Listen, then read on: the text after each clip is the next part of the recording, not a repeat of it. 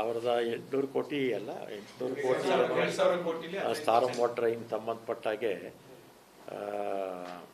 ಇಡಿಗೆ ಮತ್ತು ಲೋಕಾಯುಕ್ತಕ್ಕೆ ದೂರು ಕೊಟ್ಟಿದ್ದಾರೆ ಅಂತೇಳಿ ಪೇಪರ್ಗಳಲ್ಲೂ ಬಂದಿತ್ತು, ಸೋಷಿಯಲ್ ಮೀಡಿಯಲ್ಲೂ ನೋಡಿದೆ. ಆಮೇಲೆ ದೂರು ಕೊಡೋಕ್ಕೆ ಮುಂಚೆ ಏನಾದರೂ ಅಧಿಕೃತವಾಗಿ ದಾಖಲೆಗಳು ಇರಬೇಕು. ದಾಖಲೆಗಳಿಲ್ಲದೆ ಊಹಾಪೋಹದ ಮೇಲೆ ಕೊಡೋಕ್ಕೂ, ಅದಕ್ಕೆ ಕೊಟ್ಟರೆ ಏನಾಗುತ್ತೆ, ಕೇಸ್ ವಜಾ ಆಗುತ್ತೆ ಅಷ್ಟೇ. ದಾಖಲೆಗಳಿದ್ದು ಕೊಟ್ಟರೆ ಅದಕ್ಕೆ ಮಹತ್ವ ಬರುತ್ತೆ. ಮೊದಲು ಇನ್ನೊಂದು ಅವರವ್ರಿಗೆ ಆಗೋದಿಲ್ಲ, ಸುಮ್ಮನೆ ಇವ್ರ ಮೇಲೆ ಅವರವ್ರ ಮೇಲೆ ಇವರು ಸ್ವಲ್ಪ ಹೇಳ್ಕೊಳ್ತೀವಿ. ಸರ್, ಈಗ ಅದೇ ನಿಮ್ಮ ಕಂಡಕ್ಟರ್ ಮೇಲೆ FIR ಆಗಿದೆ ಸರ್. ಈಗ ಪ್ರೆಸೆಂಟ್ ಅದೇ ಈಗ ಪ್ರಕರಣ ಮಾಡಿದ್ದಾರೆ, FIR ಆಗಿದೆ. ಬೇಕಂತಲೇ ಕಂಪ್ಲೇಂಟ್ ಕೊಟ್ಟಿರ್ತಾರೆ ಅಷ್ಟೇ. ಹಿಂದೆ BMTC ಅದೇ ಥರ ಆಗಿತ್ತು. ಲೇಡಿ ಅವರೇ ಹಲ್ಲೆ ಮಾಡ್ತಾರೆ, ಅವ್ರಿಗೆ ವಾಪಸ್ ಹೊಡೆದಕ್ಕೆ ಇವ್ರ ಮೇಲೆ ಲೈಂಗಿಕ ದೌರ್ಜನ್ಯ ಕೇಸ್ ಬೇಕಂತಲೇ ಫಾಲ್ಸ್ ಕಂಪ್ಲೇಂಟ್ ಕೊಟ್ಟಿರ್ತಾರೆ. ಬಸ್ಸಲ್ಲಿ ಬೇರೆ ಜನ ಎಲ್ಲ ಇರ್ತಾರಲ್ಲ, ಚೆಕ್ ಮಾಡ್ತಾರೆ, ತಪ್ಪೋ ಸರಿಯನ್ನು ನೋಡ್ಕೊಂಡು ಮಾಡ್ತಾರೆ. ಈ ಘಟನೆ ಆದಮೇಲೆ ಬೇಕಂತ ಕೊಟ್ಟಿರ್ತಾರೆ. ಇರುತ್ತೆ, CC ಕ್ಯಾಮ್ರಾ ಇರುತ್ತೆ. ಈ ರೀತಿಯ ಘಟನೆಗಳಿಂದ ಕಂಡಕ್ಟರ್ಗಳ ಆತ್ಮಸ್ಥೈರ್ಯ ಕುಗ್ಗಲ್ವಂತ ಕೆಲಸ ಒಂದಿನಕ್ಕೆ 1,72,000 ಟ್ರಿಪ್ಸ್ ಇರುತ್ತೆ. ಎಷ್ಟು? ಒಂದಿನಕ್ಕೆ 1,72,000 ಟ್ರಿಪ್ಸ್ ಇರುತ್ತೆ. ಯಾವುದೋ ಒಂದು ಟ್ರಿಪ್ಪಲ್ಲಿ ಈ ಥರದ್ದು ಆಗುತ್ತೆ. ಆದಂಥ ಸಂದರ್ಭದಲ್ಲಿ ಪೊಲೀಸು ಆ್ಯಕ್ಟ್ ಮಾಡದೇ ಇದ್ದರೆ ಮನೋಸ್ಥೈರ್ಯ ಕುಂದುತ್ತೆ. ಪೊಲೀಸ್ ಆ್ಯಕ್ಟ್ ಮಾಡಿದ್ದಾರೆ, ಅವ್ರು ಜೈಲಿಗೆ ಹಾಕಿದ್ದಾರೆ. ಇಡೀ ಪಬ್ಲಿಕ್ಕು ಆ ಘಟನೆನ ಖಂಡಮ್ ಮಾಡಿದ್ದಾರೆ. ಯಾರು ಆ ಹಲ್ಲೆ ಮಾಡಿರ್ತಕ್ಕಂಥದ್ದನ್ನು, ಇನ್ಕ್ಲೂಡಿಂಗ್ ಮೀಡಿಯಾ, ಜನರಲ್ ಪಬ್ಲಿಕ್ಕು, ಸಂಘಟನೆಗಳು ಎಲ್ಲ ಕಡೆ ಅವ್ರ ಜೊತೆಯಲ್ಲಿ ನಾವಿದ್ದೀವಿ ಅಂತೇಳಿ ತೋರಿಸಿದ್ದಾರೆ. ಅದರಿಂದ ಆತ್ಮಸ್ಥೈರ್ಯ ಇನ್ನೂ ಜಾಸ್ತಿ ಆಯಿತು ಅವರಿಗೆ. ಪೋಕ್ಸೋ ಕೇಸ್ ಬೋಗಸ್ ಬಿಡಿ, ಬೇಕಂತಲೇ ಕೊಟ್ಟಿರ್ತಾರೆ. ಅದು ಈ ಘಟನೆ ಆದಮೇಲೆ ಏನೋ ಕೊಟ್ಟಿರ್ತಾರೆ ಅಷ್ಟೇ.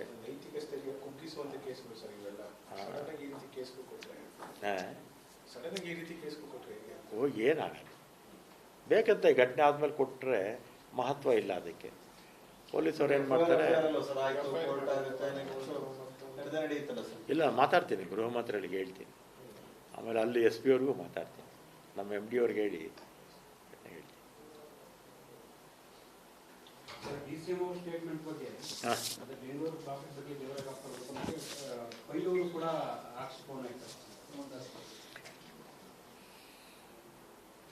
ಈಗ ನಾನು ನೋಡಿದೆ, ಪೈಯವರು Xಲ್ಲಿ ಬರ್ಕೊಂಡಿದ್ದಾರೆ. ಒಟ್ಟಲ್ಲಿ ಕೆಲಸಗಳು ಸ್ವಲ್ಪ ನಿಧಾನ ಆಗ್ತಾ ಇದೆ ಅಂತ ಹೇಳಿದ್ದಾರೆ. ಆಮೇಲೆ ನಿಧಾನ ಆಗೋದಕ್ಕೆ ಇನ್ನೊಂದು ಕಾರಣ ಏನು ಅಂದರೆ, ಈಗ ಕಾಂಟ್ರಾಕ್ಟರ್ಸ್ ಬಿಲ್ ಪೇಮೆಂಟ್ ಆಗಿಲ್ಲ. ಯಾಕಾಗಿಲ್ಲ? BJPಯವರು 6,000 ಕೋಟಿ ಸಾಲ ಇಟ್ಬಿಟ್ಟು ಹೋಗ್ಬಿಟ್ರು. ಎಷ್ಟು? 6,000 ಕೋಟಿ. ನಮ್ಮ ಇಲಾಖೆನೇ ತಗೊಳ್ಳಿ, 5,900 ಕೋಟಿ ಸಾಲ ಇಟ್ಬಿಟ್ಟು ಹೋಗ್ಬಿಟ್ರು. ಕಾಂಟ್ರಾಕ್ಟರ್ಸ್ ಪೇಮೆಂಟು ನಿಧಾನ ಆಗ್ತಿರೋದಕ್ಕೆ BJPಯವರು 6,000 ಸಾಲ ಇಟ್ಟಿದ್ದು. ಆಮೇಲೆ BJPಯವರು ಸಮರ್ಪಕವಾಗಿ ರಸ್ತೆಗಳನ್ನೆಲ್ಲ ಮಾಡಿಬಿಟ್ಟಿದ್ರೆ ಇವತ್ತು, ಆಮೇಲೆ ನಾವೆಲ್ಲ ಕಾಂಕ್ರೀಟ್ ರೋಡ್ ಹಾಕಿದ್ವಿ. ಅವಾಗ ಜ್ಞಾಪಕ ಇರಬೇಕಾ, ಹಿಂದೆ ಸಿದ್ದರಾಮಯ್ಯ ಸರ್ಕಾರ ಇದ್ದಾಗ ಆವಾಗ ಇದೇ BJPಯವರು ವಿರೋಧ ಮಾಡಿದ್ರು. ಮೊನ್ನೆ 2 ವರ್ಷ ಪಾಟೋಲ್ಸು ಹೈಕೋರ್ಟ್ ಮಾನಿಟರ್ ಮಾಡ್ತಾ ಇತ್ತಲ್ಲ, ಪಾಟೋಲ್ಸ್ ಇಲ್ಲದೇ ಇರೋ ರೋಡ್ಗಳು ಯಾವುದನ್ನ ಇತ್ತು ಅಂದರೆ ಅದು ನಮ್ಮ ಕಾಂಕ್ರೀಟ್ ರೋಡ್ಗಳೇ. ನಮ್ಮ ಕಾಂಕ್ರೀಟ್ ರೋಡ್ಗಳಿಂದ ಆಗ ಹೆವಿ ವೆಹಿಕಲ್ಸ್ ಓಡಾಡ್ತಾರಲ್ಲ ಅಂಥ ಕಡೆ ಚೆನ್ನಾಗಿ. ಇಷ್ಟೆಲ್ಲ ಈ ಘಟನೆ ಆಗೋದಕ್ಕೆ ಕಾರಣ BJPಯ ದುರಾಡಳಿತ. ಹಿಂದೆ 6,000 ಕೋಟಿ ಸಾಲ ಇಟ್ಟೋದ್ರು. ಅಧಿಕಾರ ನಡೆಸ್ತಿರೋದು ನೀವಲ್ಲ ಸರ್, ಜನ ನಿಮ್ಮನ್ನು ಕೇಳ್ತಾರೆ ಸರ್. ಅಲ್ಲಲ್ಲ, ಯಾಕೆ ಕಾಂಟ್ರಾಕ್ಟರ್ಸ್ ಯಾಕೆ ಬಿಲ್ ಪೇಮೆಂಟ್ ಆಗಿಲ್ಲ? ಸಾಲಗಳು ಬಿಟ್ಟು ಹೋಗ್ಬಿಟ್ರು. ನಿಮ್ಮ ಸರ್ಕಾರ ಬಂದ್ಮೇಲೆ 8 ರೂಪಾಯಿ ಸಹ ಬಿಡುಗಡೆ ಆಗಿಲ್ಲ ಅಂತ ನಿನ್ನೆ ಅಶೋಕ್ ಅವರು ಹೇಳ್ತಾ ಇದ್ರು. ಏನಕ್ಕೆ? ಬೆಂಗಳೂರಲ್ಲಿ ಇಲ್ಲ, ಬಿಡುಗಡೆ ಕೊಟ್ಟಿದ್ದಾರೆ ಕಾಂಟ್ರಾಕ್ಟರ್ಸ್ಗೆ. ಒನ್ಸ್ ಇನ್ 3 months 4 months ಎಲ್ಲ ಕೊಡ್ತಾ ಇರ್ತಾರೆ. ಆಮೇಲೆ ವಿಭಜನೆ ಮಾಡಕ್ಕೆ ಕೊಟ್ಟಿದ್ದೀರಲ್ಲ, ಅದು ಕೆಂಪೇಗೌಡರು ಮಾಡಿದ ಅವಮಾನ ಅಂತ ಹೇಳಿ. ಈಗ ಕೆಂಪೇಗೌಡರ ಮೊದಲನೇ ಸ್ಟ್ಯಾಚ್ಯೂ, ಒಂದೇ ಒಂದು ಸ್ಟ್ಯಾಚ್ಯೂ ಎಲ್ಲಿದ್ದು ಗೊತ್ತಾ? ವಿಧಾನಸೌಧ ಇದರ ಮುಂದೆ, ಕಾರ್ಪೊರೇಷನ್ ಮುಂದೆ. 2ನೇ ಸ್ಟ್ಯಾಚ್ಯೂ ಮಾಡಿದ್ದೆ ನಾನು ನಮ್ಮ ಉದಯ್ ಶಂಕರ್. ಕೆಂಪೇಗೌಡ ಸ್ಟ್ಯಾಚ್ಯೂ RV ರೋಡಲ್ಲಿ ಕಾಮತ್ ಹೋಟ್ಲ್ ಆಪೋಸಿಟ್ಟು ನಾವು ಮಾಡಿದ್ವಿ. ಇವ್ರು ಯಾಕೆ ಮಾಡಲಿಲ್ಲ ಮೊದಲು? 2ನೇ ಸ್ಟ್ಯಾಚ್ಯೂ ಮಾಡಿದ್ದೆ ಬೆಂಗಳೂರು ನಾನು ನಮ್ಮ ಉದಯ್ ಶಂಕರ್. ಇವರು ಸುಮ್ಮನೆ ಕೆಂಪೇಗೌಡನ ಹೆಸರು ಇದಕ್ಕೆ ಬಳಸ್ಕೊಳ್ತಾರೆ ಅಷ್ಟೇ, ರಾಜಕೀಯಕ್ಕೆ. ಅವ್ರಿಗಿಂತ ಮುಂಚೆ ಸ್ಟ್ಯಾಚ್ಯೂ ನಾವು ಮಾಡಿದ್ವಿ. ಒತ್ತಾಯ ಏನು ಅಂದರೆ ಬೆಂಗಳೂರು ಉಸ್ತುವಾರಿ ಸಚಿವರಾದರೆ ಒಳ್ಳೆಯದು, ಹೊರಗಿನ ಬಂದವರಿಗೆ ಅದು ನಾನೇ ಮನೆ ಹೇಳಿದ್ನಲ್ಲ. ಈಗ ಬಿ ಜೆ ಪಿ ಅವ್ರದ್ರಲ್ಲೂ ಅಷ್ಟೇ, ಅವರೂ ಕೊಡಲಿಲ್ಲ. ನಿಮ್ಮಲ್ಲೂ ಹಂಗೆ ಆಗಿದೆ. ಈಗ ಸಂಪುಟ ವಿಸ್ತರಣೆ ಆಗುತ್ತಂತಲ್ಲ ಸರ್, ಬಜೆಟ್ ಅಧಿವೇಶನ ಆದ ಬಳಿಕ ಸಂಪುಟ ವಿಸ್ತರಣೆ ಆಗುತ್ತಂತಲ್ಲ, ಉಸ್ತುವಾರಿ ಖಾತೆ ಬೆಂಗಳೂರಲ್ಲಿ ಕೇಳ್ತೀರಾ ಸರ್? ನಾನು ಯಾವುದು ಕೇಳೋಕ್ಕಾಗಲ್ಲಪ್ಪ. ಇಲ್ಲ ಸರ್, ಈಗ ಕೆ.ಎನ್. ರಾಜಣ್ಣವ್ರು ಹೇಳಿದ್ದಾರೆ ಸರ್, ಜಿಲ್ಲಾ ಪಂಚಾಯತಿ ತಾಲೂಕ್ ಪಂಚಾಯತಿ ಚುನಾವಣೆ ದೃಷ್ಟಿಯಿಂದ ಪಕ್ಷ ಸಂಘಟನೆ ಮಾಡಬೇಕು, ನಂಗೆ ಹಾಸನ ಉಸ್ತುವಾರಿ ಬೇಡ ಅಂತ. ಹಾಗಾಗಿ ನೀವು ಅಲ್ಲಿ ರಾಮನಗರದಲ್ಲಿ ಇದ್ದೀರಾ, ಇಲ್ಲಿ BBMP ಸಂಘಟನೆ ಮತ್ತೊಂದು ಕಡೆ ಈಗ ಯಾಕೆ ಇಲ್ಲ ಸರ್, ಮೂರು ಪಾರ್ಟಿಯವರು ನಮಗೂ ಈಗ 8 ಟರ್ಮ್ ಆಗೋಯ್ತು, 52 ವರ್ಷ ಆಯಿತು ರಾಜಕೀಯಕ್ಕೆ ಬಂದು.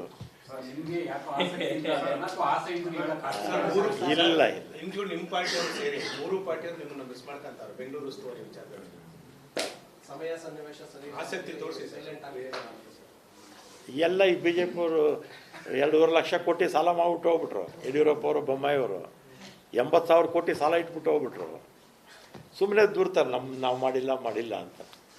ಅಶೋಕ್ ಅವ್ರು ಕೇಳಿ, 80,000 ಕೋಟಿ ಸಾಲ ಇಟ್ಬಿಟ್ಟು ಹೋಗಿರೋದು ಅವ್ರ ಸರ್ಕಾರ. 2.5 ಲಕ್ಷ ಕೋಟಿ ಬೊಮ್ಮಾಯಿ ಅವರು, ಯಡಿಯೂರಪ್ಪ ಅವರು ಸಾಲ ಮಾಡಿರೋದು. ಸುಮ್ಮನೆ ನಮ್ಮ ಮೇಲೆ ದೂರ್ತಾರೆ ಅವರು. ಸಾಲ ಮಾಡಿ ತುಪ್ಪ ತಿಂದಿದ್ದಾರೆ ಸರ್ ಅವರು. ಸಾಲ ಮಾಡಿ ತುಪ್ಪ ತಿಂದ್ಬಿಟ್ಟು ಈಗ ನಮಗೆ ಬಸಿ ಬಳಿತಾರೆ. ಸರ್, ಈಗ ಗ್ರೇಟರ್ ಬೆಂಗಳೂರು ಇದರಲ್ಲಿ 7 ವಿಭಾಗ ಮಾಡಬೇಕು ಅಂತ ಸರ್, ವಿಭಜನೆ ಮಾಡಬೇಕು, ಇಲ್ಲ 7 ಪಾಲಿಕೆಗಳು ಇಲ್ಲ ಇಲ್ಲ ಅದೆಲ್ಲ ಸುಳ್ಳು. ನಾನು ಅವತ್ತು ಮೀಟಿಂಗ್ ಹೋದಾಗ ಜನರಲ್ ಆಗಿ 3 ಅಂತ ಬಂತು. ಒಬ್ಬೊಬ್ಬರಂತರ ಸಲಹೆ ಕೊಡ್ತಾರೆ. ಆಮೇಲೆ ನನ್ನ ವೈಯಕ್ತಿಕ ಅಭಿಪ್ರಾಯದಲ್ಲಿ ನಾವು ಬೆಂಗಳೂರಿಗೆ ಏನಾದರೂ ಜನಕ್ಕೆ ಸಹಾಯ ಮಾಡಬೇಕಾಗಿದ್ದರೆ, ಒಂದು ಕಾರ್ಪೊರೇಷನ್ ಇದ್ದರೆ ಖಂಡಿತ ಮಾಡೋಕ್ಕಾಗಲ್ಲ. ಒಂದು 2-3 ಕಾರ್ಪೊರೇಷನ್ ಮಾಡಿ ಜನಕ್ಕೆ ನಾವು ಒಳ್ಳೆಯ ರಸ್ತೆ, ಸ್ಟ್ರೀಟ್ ಲೈಟ್ಸು, ಒಳ್ಳೆ ಪಾರ್ಕು, ಪ್ಲೇ ಗ್ರೌಂಡ್ಸು, ಸ್ಟಾರ್ ಮೋಟ್ರೈನ್ಸು, ಮೂಲಭೂತ ಸೌಕರ್ಯಗಳು ಕೊಡಬೇಕಾಗಿದ್ರೆ. ಯಾಕಂದರೆ ನಾವೆಲ್ಲ ಚಿಕ್ಕ ವಯಸ್ಸಿಂದ ಇಲ್ಲೇ ಹುಟ್ಟು ಬೆಳೆದವರು. ಬೆಂಗಳೂರಲ್ಲಿ ಕಸ ಅನ್ನೋದು ಸಮಸ್ಯೆನೇ ಇರಲಿಲ್ಲ. ಯಾವಾಗ ನಾನು ಫಸ್ಟ್ ಟರ್ಮು, ಸೆಕೆಂಡ್ ಟರ್ಮು, 3ನೇ ಟರ್ಮ್ವರೆಗೂ ಕೂಡ ಬೆಂಗಳೂರಲ್ಲಿ ಕಸದೊಂದು ಸಮಸ್ಯೆನೇ ಅಂತಿರಲಿಲ್ಲ ನಮಗೆ. ಅಷ್ಟು ನೀಟಾಗಿರ್ತಿತ್ತು ಬೆಂಗಳೂರು. ಬಿಜೆಪಿಯವರ ಆರೋಪ ಸರ್, ರಾಜ್ಯದಲ್ಲಿ ಕಾನೂನು ಸುವ್ಯವಸ್ಥೆ ಹಾಳಾಗಿದೆ ಅನ್ನೋ ಆರೋಪ. ಅಲ್ಲ, BJP ಕಂಪೇರ್ ಮಾಡಿದ್ರೆ ನಮ್ಮದು ಇಂಪ್ರೂವ್ ಆಗಿದೆ. BJP ಸರ್ಕಾರಕ್ಕೆ ಕಂಪೇರ್ ಮಾಡಿದ್ರೆ ಅವರ ಆಡಳಿತದಲ್ಲಿ ಗೃಹ ಮಂತ್ರಿಗಳೇ ಪಾಪ ಅರ್ಗ ಜ್ಞಾನೇಂದ್ರ ಅವರು ಆ ಮೈಸೂರಲ್ಲಿ ಆ ಹೆಣ್ಮಗು ಯಾಕೆ ಹೋಗ್ಬೇಕಾಯ್ತು ಅಷ್ಟೊತ್ತಲ್ಲಿ ಅಂತ ಕೇಳ್ತಾರೆ ಅಲ್ವಾ. ಆಮೇಲೆ ಈಶ್ವರಪ್ಪನವರು 144 ಸೆಕ್ಷನ್ ಜಾರಿ ಇದ್ದರೂ ಕೂಡ ಅವರೇ ಮೆರವಣಿಗೆ ಮಾಡ್ತಾಯಿದ್ರು. ಆಮೇಲೆ BJP ಇವರು ಕಾರ್ಯಕರ್ತರು, ಬಜರಂಗ ದಳ, ವಿಶ್ವ ಹಿಂದೂ ಪರಿಷತ್ತವರು, ಪೊಲೀಸ್ ನೈತಿಕಗಿರಿ ಎಲ್ಲ ಕಡೆ ಮಾಡ್ತಾಯಿದ್ರು. ನಮ್ಮ ಕಾಂಗ್ರೆಸ್ನವರೆಲ್ಲ ನಾವು ಈ ರೀತಿ ಮಾಡ್ತಾಯಿದ್ದೀವ ಪೊಲೀಸ್ ನೈತಿಕಗಿರಿ? ಅಥವಾ ನಮ್ಮ ಮಂತ್ರಿಗಳು ಯಾರಾದರೂ ಈಶ್ವರಪ್ಪ ಅವರು 144 ಸೆಕ್ಷನ್ ಇದ್ದರೂ ಕೂಡ ಮೆರವಣಿಗೆಯಲ್ಲಿ ಹೋದ್ರಲ್ಲ, ಆ ಥರ ನಮ್ಮ ಯಾರನ್ನ ಮಾಡ್ತಾ ಇದ್ದಾರಾ? ಅವ್ರು ಹೇಳೋದು ಕೆಜೆಹಳ್ಳಿ ಡಿಜೆಹಳ್ಳಿ ಕೇಸ್ ಹೇಳ್ತಾರೆ, ಆಮೇಲೆ ಉದಯಗಿರಿ ಪ್ರಕರಣದ ಬಗ್ಗೆ ಉಲ್ಲೇಖ ಮಾಡ್ತಾರೆ ಸರ್. ಒಂದೊಂದು ಎಲ್ಲಿ ಯಾವುದು ಮೈಸೂರು ಉದಯಗಿರಿ ಪೊಲೀಸ್ ಸ್ಟೇಷನ್ ಇದೆ. ಅವ್ರ ಕಾಲದಲ್ಲಿ ಆಗಿಲ್ವಾ? ಅವರು ಅದನ್ನೇ ಹೇಳ್ತಾರೆ ಸರ್, ನಮ್ಮ ಕಾಲದಲ್ಲಿ ಅಂತ ಘಟನೆಗಳು ಆಗಿಲ್ಲ. ಆಗಿತ್ತು, ಅವ್ರ ಕಾಲದಲ್ಲಿ ಆಗಿತ್ತು. ಇದು ಇವರಲ್ಲ, ಇದೊಂದು ಆಯ್ತಲ್ಲ. ಹಾಂ ಹಾಂ ಅವ್ರಿಗಾಯ್ತಲ್ಲ. ಪಕ್ಷದ ನಾಯಕ ಎಲ್ಲ ಸರ್ ಬೆಂಕಿ ಹಾಕಿತ್ತು. ಈಗ ತಪ್ಪುಗಳು ಆಗುತ್ತೆ, ಅದು ಕರೆಕ್ಟಾಗಿ ಪೊಲೀಸ್ ಇಲಾಖೆ ತಪ್ಪು ಮಾಡಿದ ಸಂದರ್ಭದಲ್ಲಿ ಹೇಗೆ ಆ್ಯಕ್ಟ್ ಮಾಡ್ತಾರೆ ಅನ್ನೋದು ಇಂಪಾರ್ಟೆಂಟ್ ಅಷ್ಟೇ. ಆ್ಯಕ್ಟ್ ಮಾಡಿದಾರಲ್ಲ, ಆ್ಯಕ್ಟ್ ಮಾಡಿ ಅವನ್ನೆಲ್ಲ ಜೈಲಿಗೂ ಕಳಿಸಿದ್ದಾರೆ. BJP ಸರ್ಕಾರದಲ್ಲಿ ಇದರಲ್ಲಿ ದಕ್ಷಿಣ ಕನ್ನಡದಲ್ಲಿ ಬರೀ ಕೊಲೆಗಳೇ ಆಗ್ತಾಯಿತ್ತೋ ಇಲ್ವೋ BJP ಕಾಲದಲ್ಲಿ? ಸತತವಾಗಿ ಆ ಕಡೆನೂ ಕೊಲೆಗಳಾಗೋದು, ಈ ಕಡೆನೂ ಕೊಲೆಗಳಾಗೋದು. ಆ ಕೊಲೆಗಳು ನಾನು ಗೃಹ ಮಂತ್ರಿ ಆದಮೇಲೆ ತಾನೇ ನಿಂತಿತ್ತು.